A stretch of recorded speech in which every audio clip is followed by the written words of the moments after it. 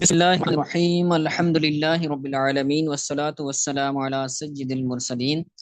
ہمارا فیضان تجوید کا سبق جاری و ساری ہے، اور ہم نے گزشتہ درس صفات عارضہ کے بارے میں پڑھا۔ آج ہمارا سبق نمبر 13 ہے، نون ساکن، نون تنوین اور میم ساکن کا بیان۔ ٹھیک ہے، اس سبق کے اندر یہ تینوں چیزیں ڈسکس کریں گے۔ نون ساکن کسے کہتے ہیں، اس کی تعریف، نون تنوین، میم ساکن، یہ ساری بیان کریں گے۔ تو کہتے ہیں نون ساکن کی تعریف: ہر وہ نون جس پر علامت جزم ہو اسے نون ساکن کہتے ہیں، جیسے ان۔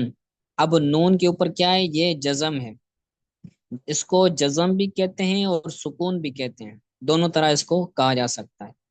تو اب یہ نون کیا بنا، ساکن بنا۔ کیوں بنا؟ کیونکہ اس کے اوپر سکون ہے، اس کے اوپر جزم ہے۔ تو جس نون کے اوپر سکون ہو یا جس نون کے اوپر جزم ہو تو اس نون کو نون ساکن کہتے ہیں۔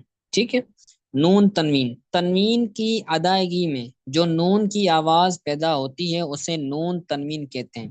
جیسے دو زبر ہیں تو دو زبر کو ہم جب پڑھیں گے تو نون کی ساؤنڈ آئے گی، نون کی آواز آئے گی۔ جیسے دو زبر با، دو زبر بن، با دو زیر بن، با دو پیش بن، بن بن بن۔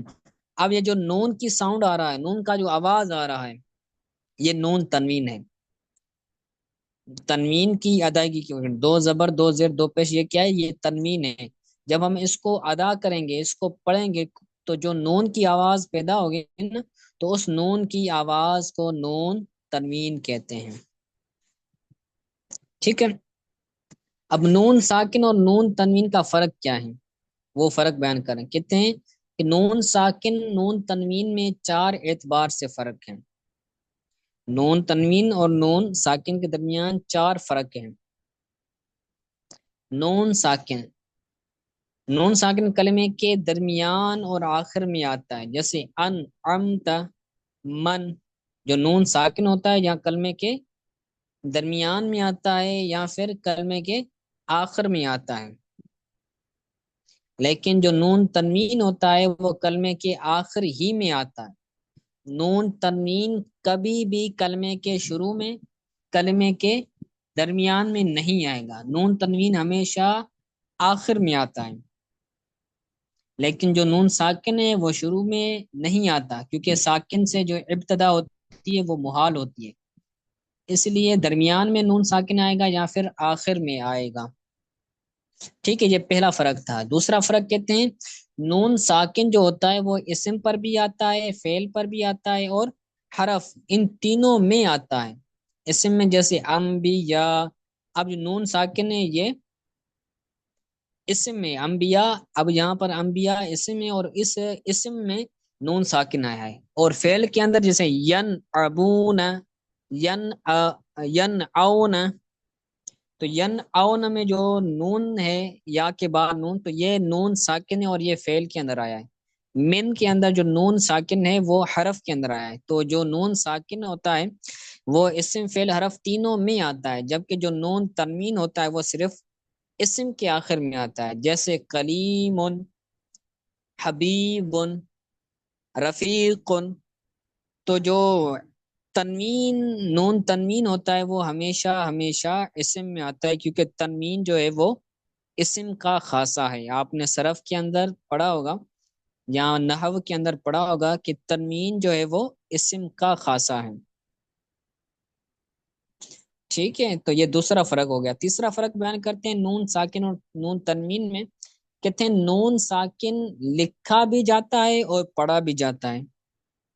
نون ساکن لکھتے بھی ہیں اور پڑھتے بھی، جیسے ون ہر، اب نون لکھا ہوا بھی ہے اور پڑھا بھی جا رہا ہے، لیکن جو نون تنوین ہے نا اس کو لکھا نہیں جاتا لیکن پڑھا جاتا ہے، جیسے مسلمات۔ اب یہاں پر نون تنوین لکھا ہوا نہیں ہے لیکن اس کو پڑھا جا رہا ہے۔ تو یہ تیسرا فرق ہے نون ساکن اور نون تنوین کے درمیان۔ اب چوتھا فرق بیان کر رہے ہیں کہ نون ساکن وقف میں بھی پڑھا جاتا ہے اور وصل میں بھی پڑھا جاتا ہے۔ جب وقف کریں گے کسی آیت پر تو وہاں پر بھی ہم نون ساکن کو پڑھیں گے۔ اسی طرح اگر وقف نہیں کرتے، ملا کر پڑھ رہے ہیں، تب بھی جو نون ساکن ہوگا اس کو ہم پڑھیں گے، جیسے سأنزل، سأنزل، سأنزل. اب یہاں پر کیا ہے،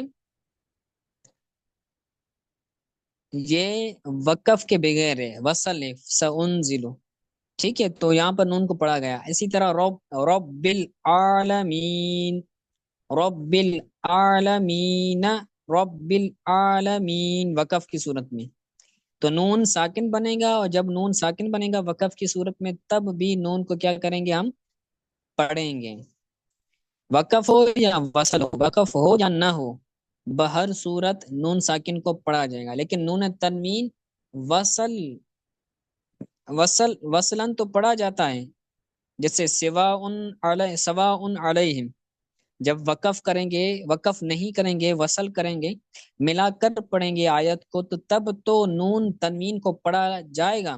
لیکن وقف کی صورت میں نون تنوین کو نہیں پڑھا جائے گا. ٹھیک ہے، وضاحت اس کی مزید کرتے ہیں. کہتے ہیں نون تنوین وصلن، وصلن پڑھا جائے گا، جیسے سواء علیہم. اور وقف کی صورت میں دو زبر ہو تو الف سے بدلا جائے گا، جیسے ابدن سے ابدا.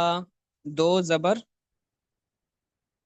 جو ہوگا وہ وقف کی صورت میں الف بن جائے گا، ابدن سے ابدا. اور اگر دو زیر یا دو پیش ہو تو تنوین حذف کر دیا جائے گا، تنوین کو حذف کر دیا جائے گا. جیسے کلمات، وقف کی صورت میں کلمات، وسیلتن سے وسیلہ.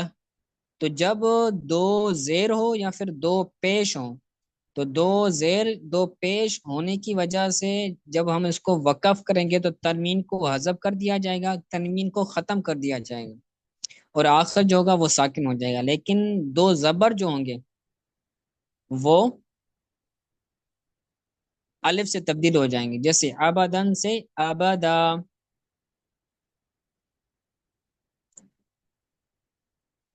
ٹھیک ہے، تو آگے نون تنوین اور نون ساکن کے قواعد بیان کر رہے ہیں. تو نون ساکن اور نون تنوین کے ٹوٹل 4 قاعدے ہیں: اظہار، ادغام، اقلاب اور اخفا. ان کا تھوڑا سا خلاصہ آپ نے پیچھے صفات عارضہ میں پڑھا کہ جو اظہار ہوتا ہے اس کا مطلب ہوتا ہے ظاہر کرنا. ٹھیک ہے، اظہار کی لغوی تعریف، لغوی معنی ہے ظاہر کرنا، اور اس طرح تعریف ہے حرف کو اس کے مخرج سے جمعی صفات، حرف کو اس کے مخرج سے جمعی صفات یعنی تمام صفات کے ساتھ بغیر کسی تغیر، بغیر کسی تغیر یعنی تبدیلی کے ساتھ ادا کرنا، اس کو اظہار کہا جاتا ہے. یعنی کوئی تبدیلی نہ کی جائے، جیسا ہے ویسا ہی پڑھا جائے، تمام صفات کے ساتھ پڑھا جائے، تو اس کو اظہار کہتے ہیں. جیسے من آمن، آمن. ٹھیک ہے، تو من آمن اس کو ملا کر پڑھیں گے، من آمن. تو یہ اظہار ہے، اس میں کوئی تبدیلی، کوئی تغیر نہیں ہوگا. من آمن سمپل ہے. ٹھیک ہے، تو یہ اظہار کی تعریف تھی. آگے اظہار کا قاعدہ بیان کر رہے ہیں کہ یہ اظہار بنے گا کب؟ نون ساکن یا نون تنوین کے بعد حروف حلقی میں سے کوئی حرف آ جائے تو وہاں پر اظہار ہوگا. نون ساکن ہو یا پھر نون تنوین ہو، ان کے بعد حروف حلقی میں سے آ جائے تو وہاں پر اظہار ہوگا. نون ساکن ہو اور نون ساکن کے بعد حروف حلقی آ جائے، یا پھر نون تنوین ہو، نون تنوین کے بعد کوئی حروف حلقی میں سے آ جائے تو یہ کیا ہوگا؟ یہاں پر اظہار ہوگا. جیسے من خیرن، من خیرن. تو یہاں پر نون ہے اور نون کے بعد نون ساکن ہے، اور نون ساکن کے بعد یہاں پر خا آ رہا ہے، تو خا حروف حلقی میں سے ہے. اسی طرح ملاقن حسابیہ، ملاقن حسابیہ. تو یہاں پر قاف کے نیچے دو زیر ہے، تو یہاں پر نون تنوین ہے، اور نون تنوین کے بعد ہا آ رہی ہے، تو ہا بھی حروف حلقی میں سے ہے.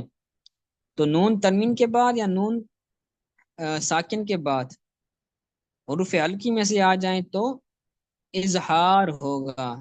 اس کو اظہار حلقی کہتے ہیں. اور حروف حلقی کتنے ہیں؟ حروف حلقی 6 ہیں: حمزہ، ہا، عین، ہا، غین خواہ، اس کو آپ نے پیچھے پڑھا تھا جب اصطلاحات ہم نے پڑھی تھی نا، تو اصطلاحات کے اندر وہاں پر یہ آیا تھا حروف ہلکی کا بیان. تو حروف ہلکی کتنے ہیں؟ 6 ہیں. حمزہ، ہا، عین، ہا، غین خواہ. تو یہ حروف ہلکی ہیں اور یہ اظہار کا قاعدہ ہے، تو اس کو یاد کیجیے گا. آج کے لیے اتنا کافی ہے. یہ اہم سبق ہیں، اس کو اچھی طرح سے زبانی یاد کیجیے گا. آج کے لیے اتنا سبق کافی ہے. کوئی بات سمجھ نہیں آئی تو پوچھ لیں.